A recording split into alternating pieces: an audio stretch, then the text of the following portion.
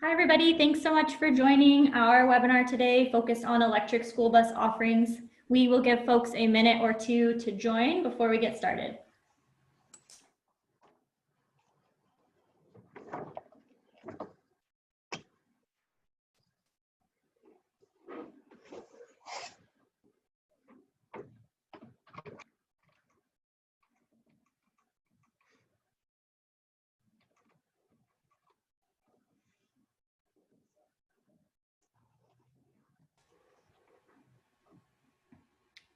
Hi, all. Thanks for those of you that have joined so far. We will give it another minute and then we'll go ahead and get started today.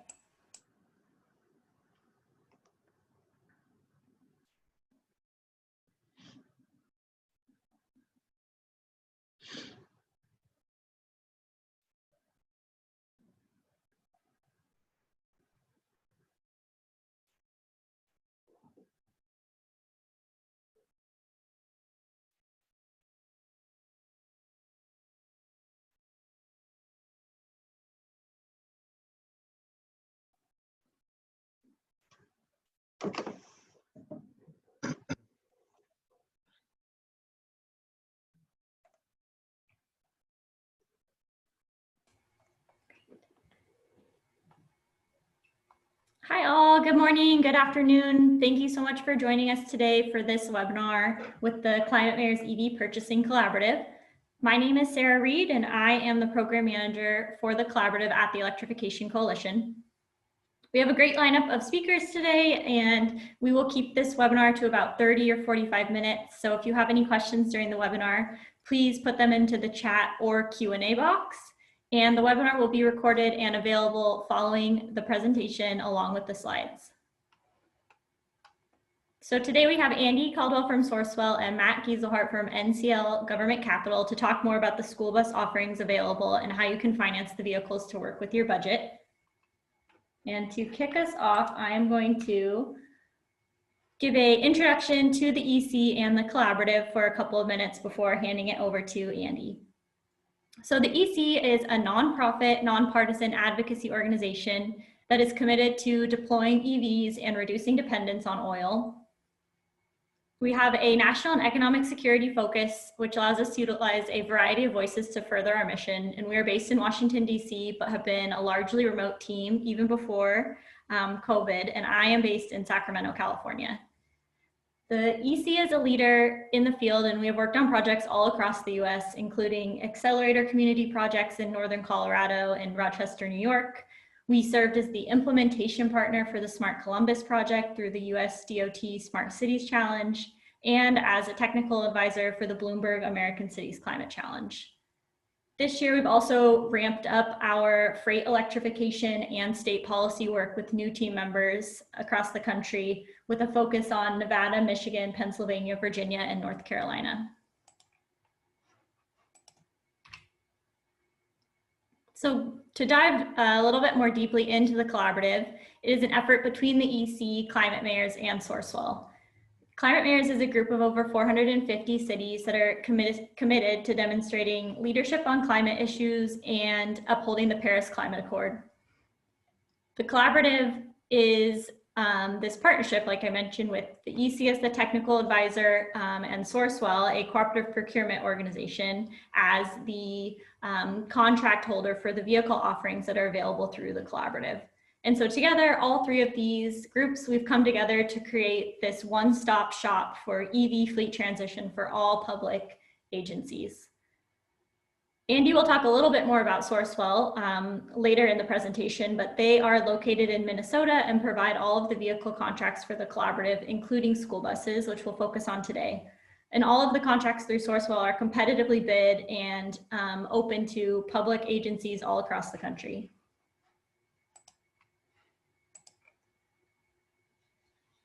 So what are some of the goals and efforts that the collaborative engages in? So we launched in September 2018 and have really focused on reducing the barriers for EV transition for public fleets. We focused on increasing procurement choice and utilizing cooperative procurement to allow for a reduction in administrative time and lowering the cost of vehicles by aggregating the demand. and also really worked with Matt at NCL Government Capital on leasing vehicles, which allows cities and counties to take advantage of some of the federal tax credit, which we actually just put together a case study highlighting 3 different cities' experience with leasing, and most cities are newer to this model, especially for EVs. So Matt will also talk a little bit more about that a little bit later in the presentation.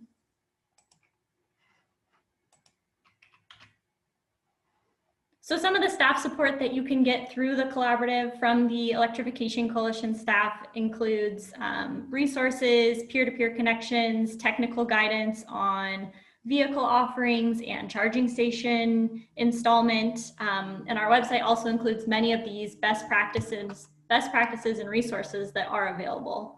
And we're also always expanding the platform to include new vehicle types, which is really kind of the purpose of the webinar today, to talk more about school buses, and the webinar next week, which will focus on the medium and heavy duty offerings. So what impact has this project had over the last 2 years? We started with just a handful of cities and counties. I think it was 23, and have now grown to over 230 cities and counties and universities and ports and transit authorities and school districts, all kinds of public fleets that are committed to transitioning almost 4,000 vehicles before the end of next year. This list grows every single day, and so far fleets are about halfway to that 4,000, or over halfway to that 4,000 goal by the end of next year. Committing to the collaborative is a non-binding, just kind of email commitment to EC staff to just demonstrate your interest and desire to purchase EVs, and we can help you reach that goal through the resources that are all available for free through the collaborative. So before we dive a little bit more into the offerings, I just want to take a moment to think about why EVs matter now, especially during a global pandemic and budget uncertainty. And so this slide really kind of shows where the market is and how some of these current events are impacting things. And so EVs are really important because they create overall better air quality and long-term health benefits in our communities. They experience a reduction of overall operating costs for long-term savings. And that's something that the EC can help with, is really penciling out that total cost of ownership to show how keeping that older vehicle in your fleet could really potentially cost more in maintenance and fueling rather than leasing or purchasing a new EV.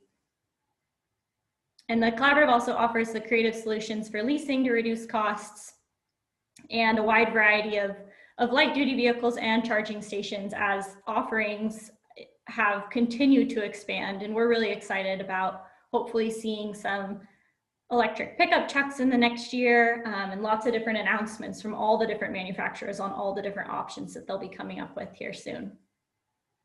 So today, as I mentioned, we're highlighting school buses. So I will go ahead and turn it over to Andy. Awesome. Thank you so much, Sarah, and welcome everybody to our presentation today. As Sarah mentioned, my name is Andy Campbell. I'm a supplier development administrator here at Sourcewell. Sourcewell is a government agency based in Minnesota, as Sarah mentioned. We provide services to other fellow government agencies, from state level government on down to local government, educational entities, both K-12 and higher ed, both public and private, as well as nonprofit organizations. On the national scene, our biggest service that we provide to those entities is cooperative purchasing, which is why we are on this call here today. Specifically, cooperative purchasing as it pertains to buses. Cooperative purchasing is becoming fast a best practice in public procurement these days. The efficiencies created by cooperative purchasing are numerous. But certainly the number one benefit that we hear all the time from our participating agencies is the incredible amount of time that it saves them in their procurement. As it relates to electric school buses, these pieces of equipment can be really kind of potentially complicated in terms of writing a bid spec for them. And what the cooperative purchasing process allows you as a participating agency to do is really um, just quickly get to the heart of the matter and that is really finding the supplier that fits best with your district and its needs. Sourcewell this past summer conducted a competitive solicitation process for school buses. On your screen right now are the 4 awardees from that process. We awarded 4-year contracts to Bluebird, Lion Electric, Thomas Built Buses, as well as IC.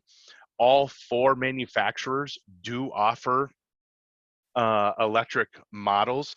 Some are a little further advanced in their production and development than others, but all 4 do have it at some level right now, or I should say in some level of development right now, electric offerings. Of the 4, Bluebird and Lion Electric are probably just a little bit ahead of the rest of the pack right now in terms of actual production and buses on the street.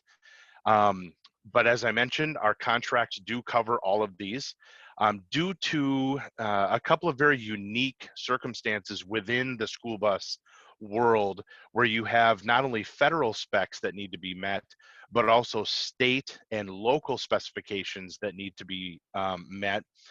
That certainly posed a challenge for us, but one that we took head on and we're really happy to kind of overcome. And so our contracts are viable in all 50 states as well as across Canada for any Canadians who may be joining us today. Really, the way that this is probably best positioned on where to start is in the event that you have an interest in purchasing an electric school bus, is first to determine if you know a specific manufacturer that you want to work with. If you know, for example, hey, we really want to work with Bluebird, reach out to us here at Sourcewell. We're happy to connect you with Bluebird corporately.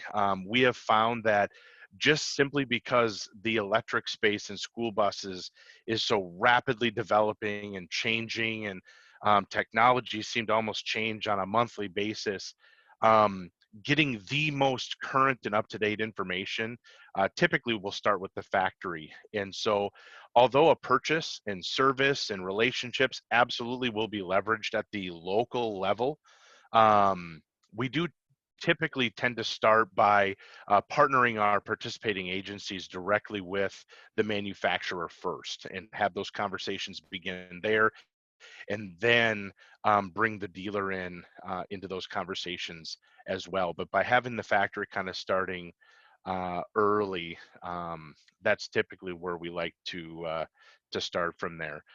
Sarah, forgive me, do I have a second slide after this one as well? No, just this one. Okay, just this one. Okay, I couldn't remember. I apologize. All So, good. as I was mentioning, these are our 4 manufacturers that we have. Pricing is going to be kind of all over the board depending on what options that you want. So the way that the contracts are established is first by making sure that all bus purchases are meeting the federal base guidelines. Then on top of that, working with the chosen manufacturer and the local dealer, we will make sure then that your state specifications are met next. And the contract pricing discount structure will cover all of that. So the buses will basically start with a base package. It's very similar to kind of a menu-based contract, which are very common for state contracts, where you can start with a base package and then add your options on top of that. Ours is no different in that regard. So we'll start with the federal base spec. On top of that, we'll add your state specs. So now those 2 requirements will be met.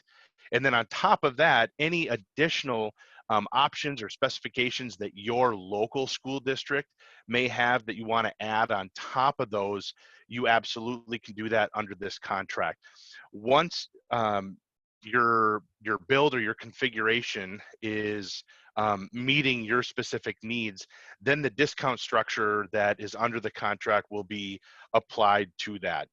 The discount structures vary by geography, as well as what the makeup of the particular bus will be. Again, working with the local dealer through the manufacturer, they will be able to walk you through all of that for your particular jurisdiction. So I believe the way that we're establishing question and answer for this is kind of holding off until the end of our time here today. So any questions that you do have, I will do my best to try to answer those at the end of our time here. So with that, Sarah, I'll pass it back to you. Great, thank you so much, Andy. And yes, feel free to put questions into the Q&A or in the chat.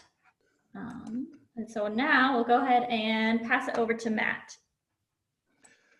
Good morning, everyone. Thank you, Sarah. I appreciate the opportunity to speak with everyone today again. As Sarah mentioned, my name is Matt Geisler. I'm with NCL Government Capital. We do specialize in municipal leasing and financing solutions. We've been working with the collaborative for a few years now, and we've been established with Sourcewell since early 2000s, actually. And there's a lot of finance companies out there, a lot of cities, a lot of dealers. They have relationships with local lenders, captive programs. So I'm not going to get too big into the leasing or financing portion and understanding the ins and outs of it. Just looking to more or less touch on the value of it. How can NCL, how does Sourcewell add value to any purchase? The number one thing that we've been hearing, across the board this year is, agencies, they're looking for solutions. Fleet managers, they're looking for solutions. Purchasing procurement agents, they're looking for solutions. Typical processes in years past are they'll spec out a vehicle or spec out a bus, get a price on it, and they'll either go out to bid for it or they'll look to purchase it off some sort of contract. And that's the number one thing that we've been hearing lately is now things are starting to change, as Andy mentioned. Public procurement is being looked at, best practice of some sort of contract purchase. So now there's a way that you can actually purchase the equipment that you want via the Sourcewell contract, but as well as a competitively bid awarded lender via NCL who has a contract with Sourcewell as well to satisfy all bid requirements for a complete turnkey contract solution. And the number one thing that we've been hearing lately about financing lately is, the ins and outs of it is being able to anticipate budget concerns. The need for the equipment is still there. The purchasing cycles are still in place. However, due to our recent climate with COVID and pandemic is those funds are no longer available, or budgets are being rolled back, or purchasing is being put on hold. So, being able to find a way, being able to find a complete solution to overcome some of those objections is really what we've been focusing on. And it's not necessarily your traditional type of financing where, does this option work for you?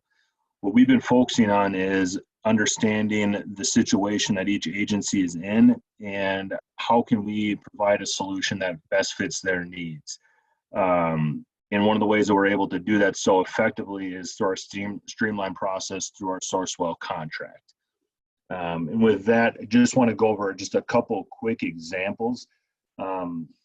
Probably the number one thing is the number one example that we've been dealing with 4 out of 5 transactions nowadays is the very situation of Dallas County Board of Education.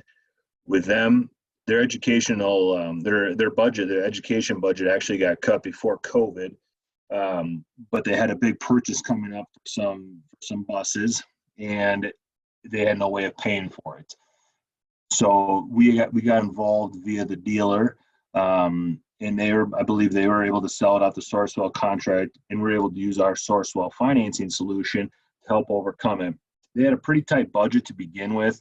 They're saving quite a bit of money throughout the course of the years to help pay for it, but funds got reallocated, and when the time came to make the purchase, they didn't have the cash available, essentially, which is becoming more and more of a common trend.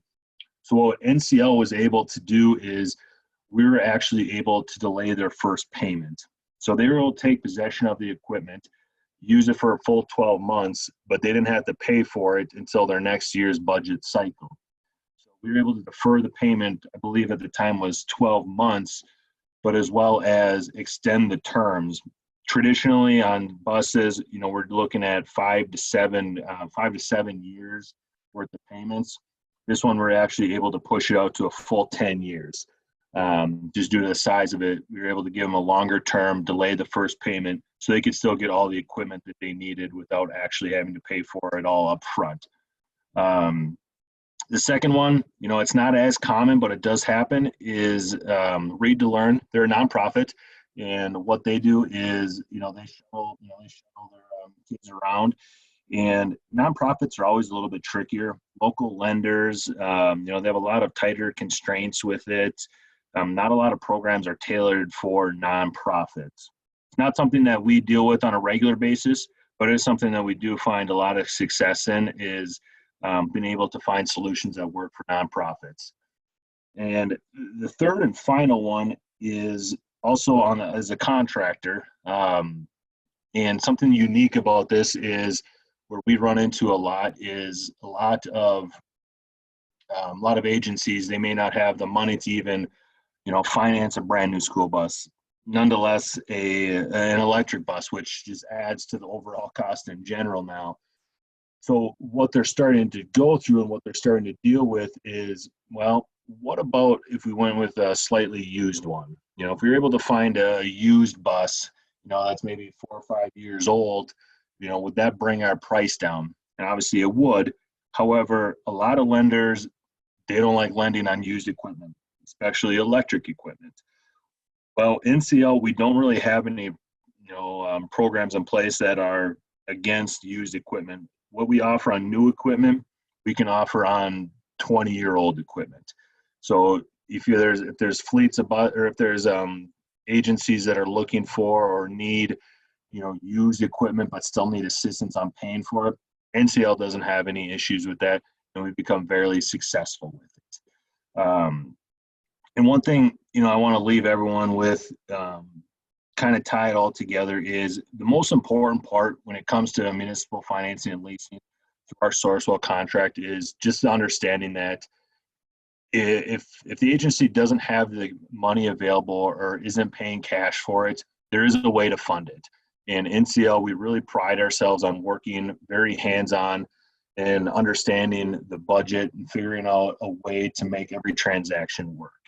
So with that being said, always open for questions and gladly work with anyone. I'll turn it back to you, Sarah. Great. Thank you so much, Matt.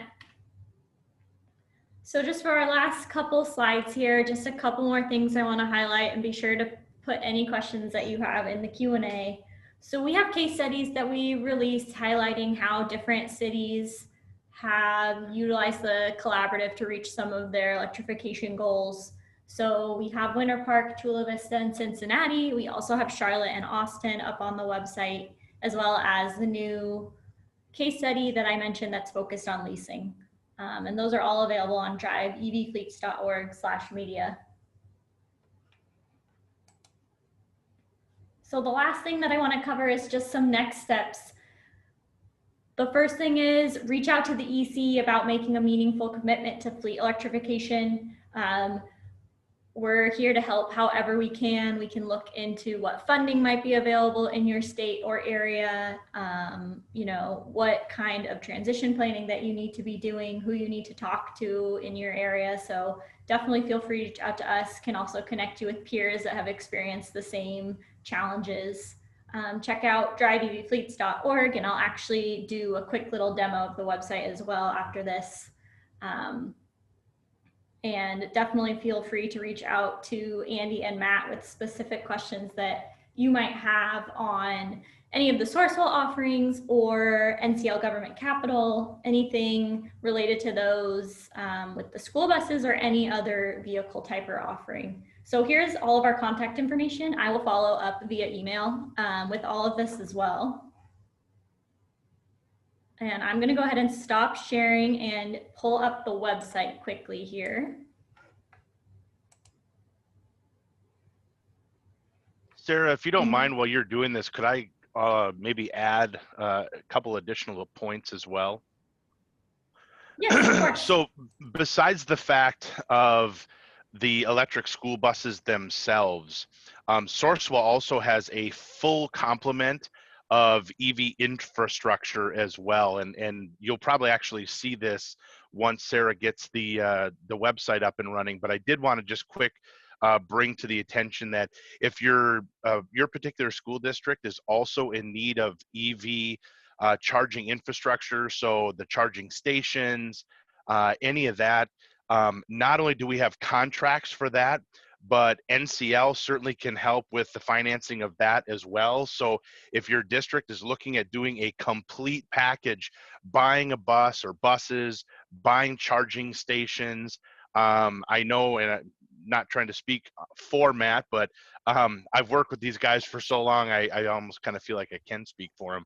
But I do know that they are more than happy to fund full turnkey solutions like that as well, not just the equipment, but all of the accessories that you might need for that as well. So like I said, in this case, with the charging stations too.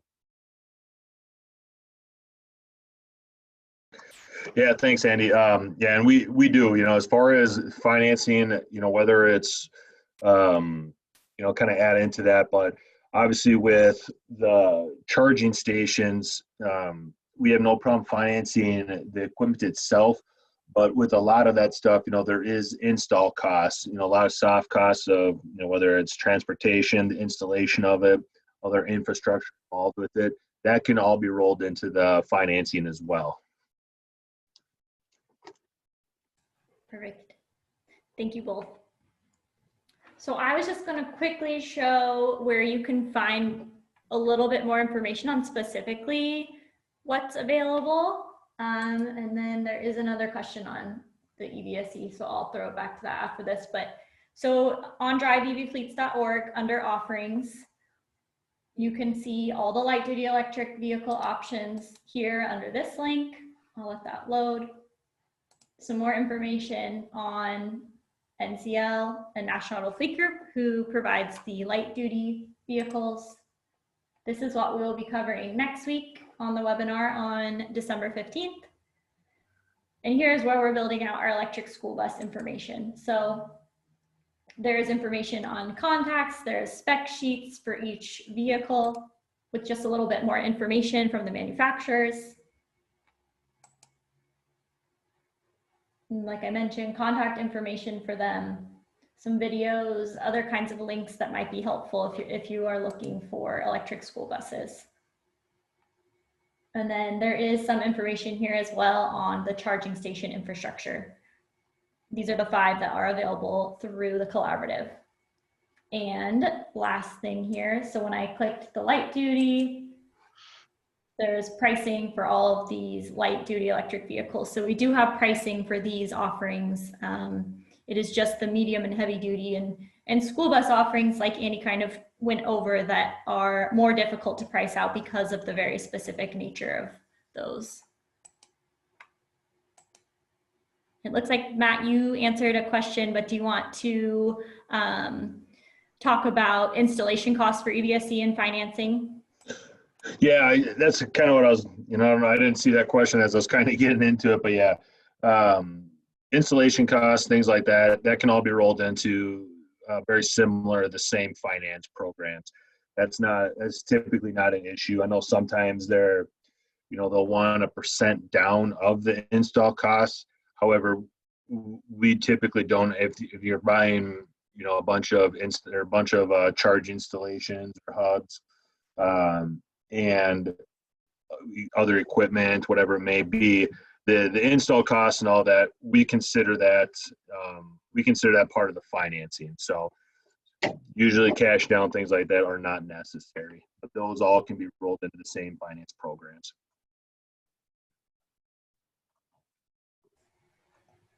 Great, thank you.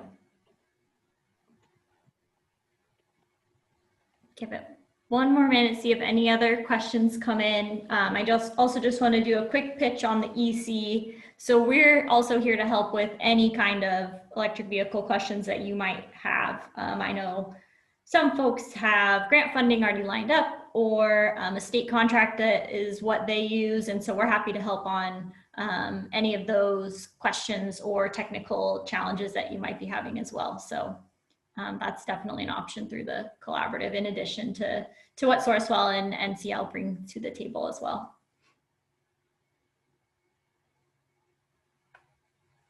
All right. Okay, Andy and Matt, any parting words from you two before I close this up? It does look like one also popped in. Do you work with utility companies to set up infrastructure, or just the companies?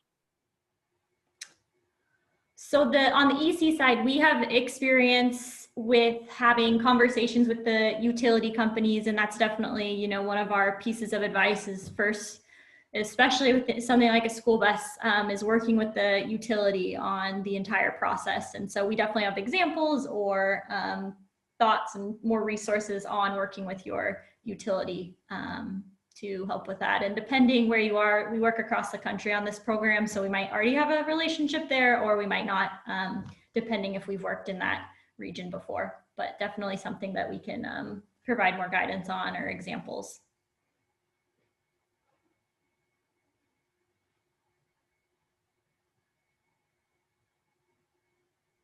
Great.